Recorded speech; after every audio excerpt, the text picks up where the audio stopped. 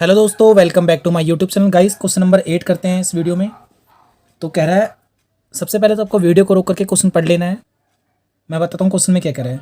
From a solid cylinder whose height is 2.4 centimetre and diameter is 1.4 centimetre, a conical cavity of a same height and the same diameter is होलोड। तो सबसे पहले जो चीज़ आपको समझ में आए उसे नोट करते हैं। तो यहाँ तक जब हमने पढ़ा तो हमें क्या समझ में आया दोस्तों कि इसकी हाइट कितनी है बेटा 2.4 और डायमीटर कितना है 1.4।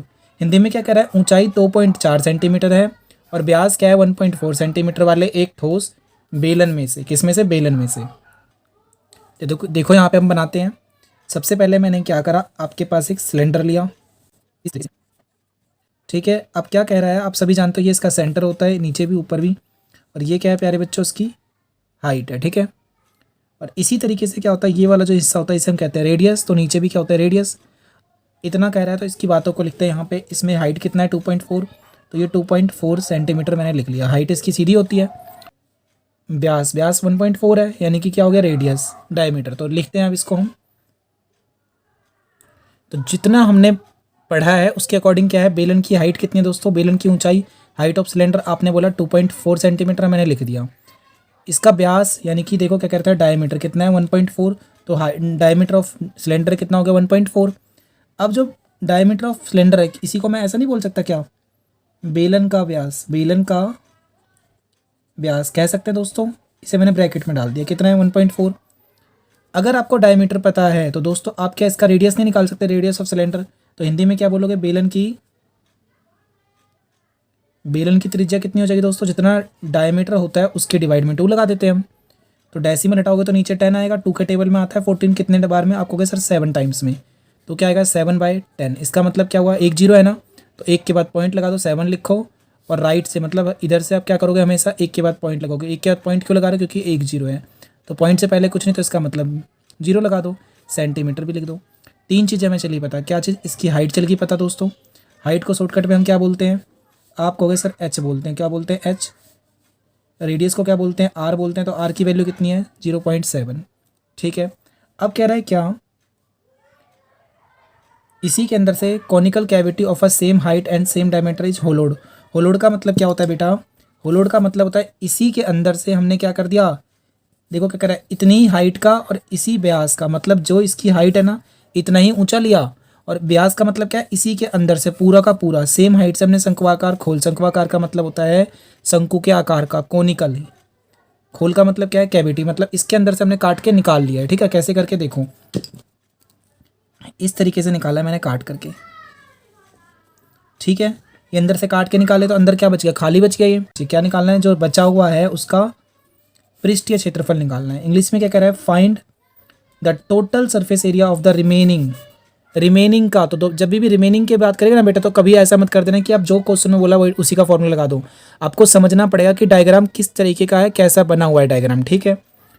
सरफेस एरिया निकालना है कब, नियरेस्ट सेंटीमीटर स्क्वायर तक। ये मैं आपको लास्ट में बताऊंगा, इसका मतलब निकटतम जो लिखा है ना, इसका मतलब मैं आपको लास्ट में बताता हूँ, ठीक है। तो जो चीज़ दे रखा है उसकी बातों को समझ लिया। तो अब देखो, जो इसकी बेलन की हाइट है, क्या वही हाइट इस कोन की नहीं होगी, तो इसीलिए मैं इसको कह सकता हूँ हाइट ऑफ क्या दोस्तों, कोन कह सकते हैं।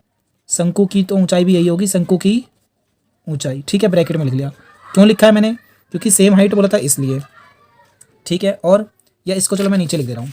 तो जब सेम हाइट बोला है तो यहाँ पे ऐसा भी बोल सकते हैं, हाइट ऑफ कोन कितना होगा, जितना सिलेंडर का था तो 2.4 माना जाएगा। और हिंदी में क्या लिखेंगे दोस्तों, हिंदी में लिखेंगे शंकु की ऊंचाई, ठीक है। पहली बात खत्म। और क्या बोला, जितनी रेडियस इसका है उतना ही रेडियस किसका होगा, आप बोलोगे सर शंकु का भी होगा। तो हमने क्या करा, यहाँ पर इसकी भी रेडियस मान ली, यानी कि आर ऑफ कोन। आर का मतलब बेटा कोन, रेडियस है, तो हिंदी में क्या बोलेंगे, शंकु की त्रिज्या, रेडियस ऑफ कोन। तो कितना है इसका कोन 0.7, तो इसका भी क्या हो जाएगा 0.7, ठीक है। मेरी बात क्लियर है यहाँ तक। अब क्या करना है, ध्यान से देखो क्वेश्चन में। अब हमें बोला गया था क्वेश्चन के अकॉर्डिंग इसका क्या निकालना है, total surface area of remaining solid, ठीक है। देखो आपसे बोला गया था दोस्तों कि शेष बचे ठोस का पृष्ठीय क्षेत्रफल ज्ञात कीजिए। Total surface area of remaining solid तो मैंने ये लिख दिया यहाँ पे। अब इस चीज़ को हम हटा देते हैं, अब सिर्फ उसकी बात करेंगे जो क्वेश्चन ने हमसे पूछा है। क्वेश्चन ने क्या पूछा है, total surface area of remaining solid. तो अब ये देखो रिमेनिंग सॉलिड मतलब ये है। अब इसका एरिया कहाँ कहाँ का है, आप कहोगे सर इसके अंदर, क्योंकि क्या है, क्योंकि आपके पास ये सॉलिड क्या था दोस्तों, सॉलिड है, तो इसका मतलब हर जगह से क्लोज था ये। बट इसने क्या बोला, एक तरीके तरफ से हमने क्या निकाल दिया, को निकाल दिया ना, कौन निकाल दिया, तो जो बच गया उसका एरिया निकालेंगे, यानी कि इसके चारों तरफ, इसके चारों तरफ का मतलब क्या है, सिलेंडर के। तो CSA ऑफ सिलेंडर प्लस इस सिलेंडर का जो ऊपर वाला हिस्सा है, अगर सुनो एक चीज सुनो, कोई बच्चा बोलेगा सर मैं तो इसी को ना ऐसे करके करूँगा, कोई बच्चा ऐसे भी बोल सकता है कि सर मैंने इसे ऊपर से कट करके निकाला है, ठीक है, कोई ऐसे बोलेगा मैंने ऊपर से निकाला, कोई बोलेगा नीचे से। सपोज करो किसी ने ऊपर से निकाला है, तो उसका ऊपर वाला पार्ट क्या हो जाएगा दोस्तों, ओपन हो जाएगा, यानी खुला हो जाएगा। और किसी ने क्या करा, नीचे से निकाला, तो नीचे वाला पार्ट क्या हो जाएगा दोस्तों, ओपन हो जाएगा। मतलब इसका मतलब कोई भी साइड या तो ऊपर की खुली होगी या फिर नीचे की खुली होगी, एक तरफ तो क्लोज है ना, तो क्या बोलोगे, एरिया ऑफ क्या बोलोगे गाइस, अगर मैंने नीचे का ओपन कर रखा है तो हम बोलेंगे ऊपर का एरिया क्लोज होगा, और ऊपर का क्लोज होगा ओपन होगा तो नीचे का एरिया ऐड होगा। तो सबसे समझ में आता है आपको, सर्कल होता है ना हर जगह, या तो ऊपर भी सर्कल हो या नीचे सर्कल हो, तो एरिया ऑफ सर्कल कह सकते हैं, ठीक है दोस्तों, सर्कल। आप चाहो तो इसे ऐसे भी लिख सकते हो, area of base of cylinder, ठीक है दोस्तों, दो चीज़ें हो गई। प्लस अब इसके अंदर जो खाली वाला हिस्सा है क्या है, ओपन जो होलो है, होलो का मतलब जो खोखला एक तरीके से क्या है, कौन है ना, तो उसके अंदर तो आप पेंट कर पाओगे, पेंट क्यों करोगे, क्योंकि एरिया निकालने की बात है, तो क्या बोलोगे, कर्व सरफेस एरिया ऑफ कौन, ठीक है। अगर बेटा इसमें ज़्यादा डाउट आ रहा है ना इस वाले टॉपिक में, तो एक बार अपने क्लास टीचर से, आप जहाँ पर भी पढ़ते हो, कोचिंग लेते हो, उनसे एक बार कॉन्सेप्ट क्लियर करवा लेना, तो आपको और भी सही तरीके से समझ में आएगा। अगर आप कोचिंग नहीं ले रहे तो आप क्या करो, हमारी स्टार्टिंग की सारी वीडियोज़ को देख लो, आपको पक्का समझ में आएगा। हिंदी में मैं साथ के साथ लिख दे रहा हूँ, समझ में आएगा दोस्तों। ये देखिए दोस्तों, मैंने लिख दिया CSA ऑफ सिलेंडर, यानी कि बेलन का वक्र पृष्ठीय क्षेत्रफल, प्लस एरिया ऑफ सर्कल यानी वृत्त का सर्कल, वृत्त का क्षेत्रफल, वैसे वृत्त नहीं बोलेंगे दोस्तों, ये क्या है, बेलन का आधार यानी नीचे वाला हिस्सा या फिर ऊपर वाला हिस्सा। तो अब वो डिपेंड करता है कि आपने क्या मेजर किया, क्या समझा है, तो आप नॉर्मली वृत्त का क्षेत्रफल कर सकते हो। प्लस में शंकु का अंदर वाला हिस्सा यानी वक्र होगा सिर्फ। अब इनके फॉर्मूले की बात करते हैं, देखना दोस्तों क्या बोलेंगे। तो वक्र क्या होता है इसका 2πr/h, प्लस में वृत्त का क्षेत्रफल क्या होता है πr², प्लस में शंकु का क्या होता है πr/l, ठीक है बेटा। गाइस अब ये मैंने फॉर्मूले लिख दिए हैं, चलो अब इनकी वैल्यू पुट करते हैं। बट आपको अभी देखना एक डाउट होगा किस तरीके से, आपको खुद समझ में आएगा। देखो क्या डाउट होगा, पहले वैल्यू पुट करते हैं। 2 की जगह क्या आएगा, अच्छा जिनको कॉमन लेना आता है दोस्तों प्लीज़ कॉमन लेके करें, क्योंकि कॉमन लेने पे क्या होता है छोटा बन जाता है। बट कॉमन लेने से ये भी होता है जो बच्चे नॉर्मल होते हैं उनको बहुत दिक्कत होती है, तो हम सिर्फ डायरेक्टली नॉर्मल तरीके से कराएंगे। 2 की जगह 2 पाई की, चलो मैं इसका कॉमन भी लेके दे रहा हूँ, पर मैं कॉमन के तरीके से कराऊंगा नहीं। क्या कॉमन दिख रहा है हर जगह, क्योंकि इसका रेडियस सेम है, तो आप कहोगे सर एक तो पाई कॉमन दिख रहा है, और क्या कॉमन दिख रहा है, आर यहाँ पर भी, आर यहाँ पर भी, आर यहाँ पर भी, तो आर कॉमन आ रहा है, तो अंदर में क्या बचेगा, अब ये 2 बचेगा और एच बचेगा, प्लस में ये वाला आर बचेगा, प्लस में ये वाला एल बचेगा, ठीक है गाइस। इस तरीके से भी आप कर सकते हो, बहुत ही छोटा पड़ेगा, बट मैं इसको लॉन्ग तरीके से ही कराऊंगा। तो देखो 2 की जगह 2, पाई की वैल्यू 22/7, आर कितना है दोस्तों, आर इसका 0.7 है तो 0.7, एच कितना है इसका, एच इसकी हाइट कितनी थी पूरी 2.4, तो 2.4 प्लस पाई की जगह फिर 22/7, आर की जगह 0.7, स्क्वायर है ना, तो स्क्वायर को आप 2 बार लिख दिया करो एक ही साथ, ओके। फिर प्लस ये वाला पाई, तो पाई की जगह 22/7, आर की जगह 0.7, एल। आगे ना अब दिक्कत, मैंने पहले कहा था आपको इसमें हमने एक चीज़ कैलकुलेट नहीं किया है। अब देखो यहाँ पे एल की वैल्यू ना तो इस क्वेश्चन में दे रखी थी ना, अभी तक हमें पता चला एल क्या है। तो वैसे तो आपको पता ही होगा कि एल क्या होता है। अगर ये आपके पास शंकु है दोस्तों, कोण है, तो इसकी तिरछी जो हाइट होती है ना, इसको हम कहते हैं तिर्यक, क्या कहते हैं दोस्तों, तिर्यक ऊंचाई, ठीक है। इंग्लिश में क्या बोलेंगे इसी को, हम इसी को इंग्लिश में बोलते हैं दोस्तों स्लांट हाइट बोलते हैं, ठीक है। चाहे वो इस तरीके की बात करूँ या मैं इसकी बात करूँ, तो देखो क्या होगा, इसे हम बोलेंगे स्लांट हाइट। तो स्लांट हाइट निकालने का एक फॉर्मूला होता है, बहुत ही सिंपल फॉर्मूला, देखो मैं यहाँ पे कैलकुलेट कर रहा हूँ। एल स्लांट हाइट को क्या बोलते हैं, एल बोलते हैं। एल मतलब क्या है दोस्तों, स्लांट हाइट है, ठीक है। हिंदी में इसे क्या बोलेंगे, तिर्यक ऊंचाई। देखो गाइस यहाँ पे ध्यान से देखना, मैं यहाँ पे करा रहा हूँ, जूम कर दे रहा हूँ मैं इसे।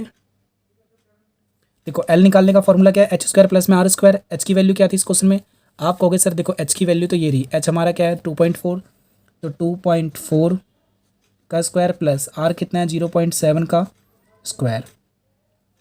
इसके बाद यहाँ करते हैं, तो 2.4 जो था ना इसका स्क्वायर करूँगा तो क्या होगा 5.76। दोस्तों अगर आपको इसकी कैलकुलेशन देखनी है तो वैसे तो आपको ये पता होना चाहिए, 2.4 का स्क्वायर करने के लिए 2.4 से मल्टीप्लाई कर दो, आपका स्क्वायर आ जाएगा, सॉरी ये रहा 2.4 को मल्टीप्लाई करो 2.4 से तो आपका कैलकुलेशन आ जाएगा।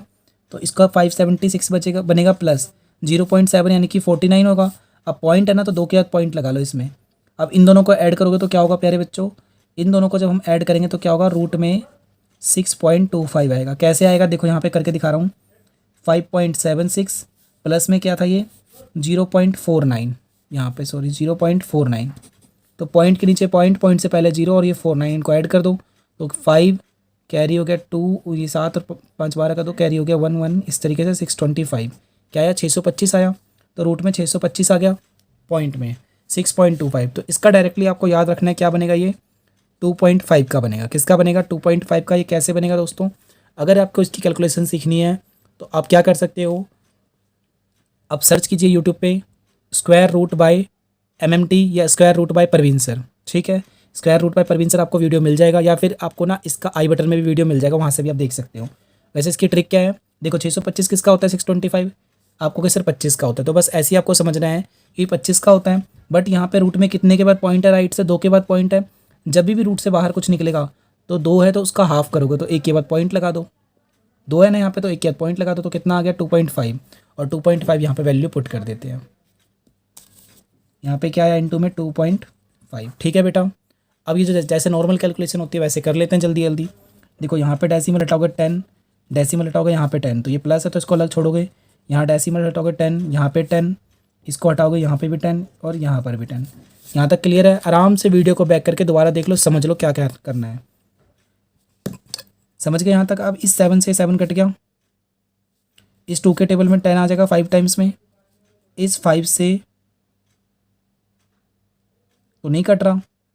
तो अब क्या कर सकते हो दोस्तों, ऐसे केस में जब ना कटे ना तो इसको आपको मल्टीप्लाई काटना ही नहीं है। मतलब मान के चलो कि मैंने ये 10 काटा ही नहीं है, सिर्फ क्या काटा है दोस्तों, मैंने ये 7 से 7 काटा है। यहाँ पर इस 7 से 7 कट गया, इस 7 से यहाँ पे 7 कट गया। अब देखो इसका फ़ायदा क्या हुआ आपको कि सर इस 10 को क्यों नहीं काट रहे आप, देखो मैं बता रहा हूँ क्यों। इनको पहले मल्टीप्लाई करते तो क्या आएगा, ये 20, ये तो 2 है अभी हमारे पास, तो 2 को 22 से मल्टीप्लाई करूँगा क्या आएगा 44 आएगा। इनटू में क्या है हमारे पास 24, डिवाइड में क्या है 10 10 जा 100, प्लस इनको मल्टीप्लाई करोगे 22 को 7 से, तो यहाँ पे करेंगे देखो 22 को 7 से करूँगा तो क्या होगा 154 होगा। वैसे आपको हमेशा याद रखना है 22 को ना 7 से मल्टीप्लाई याद रख लो 154 होता है। डिवाइड में क्या आएगा 10 10 जा 100, प्लस 22 को 25 से मल्टीप्लाई करो तो क्या होगा, देखो यहाँ करके दिखा रहा हूँ मैं, ध्यान से देख लेना गाइस। 25 को मल्टीप्लाई करना है 22 से, तो 2 5 जा 10 का 0 कैरी हो गया कितना 1, 2 2 जा 4 और 1 5। फिर इसको इसी तरीके से करोगे तो क्या होगा 50, और ये 550 खुद आएगा। आप खुद करो, कॉपी में करके देखो दोस्तों तभी आएगा ये, यानी 550 डिवाइड में 100। अब देखो इसका फ़ायदा क्या हुआ दोस्तों, नीचे की वैल्यूज़ क्या होगी, सारी की सारी सेम हो गया। जब नीचे सेम हो गया तो डायरेक्टली क्या करो, इसको एक बार लिख दो और इसको ही मल्टीप्लाई कर दो, यानी 44 को मल्टीप्लाई करो 24 से, और इसकी कैलकुलेशन मैं कर दे रहा हूँ पहले ही। ये 44 को 24 से मल्टीप्लाई करूँगा, देखो ये मैंने कर दिया, कितना आया 1056 1056 प्लस 154 प्लस में 550। इन सबको ऐड करो और 0 अपॉन में लगाना याद रखना, क्योंकि तीनों का वेज सेम था ना, नीचे वाले सेम, तो डायरेक्टली ऐड कर दो।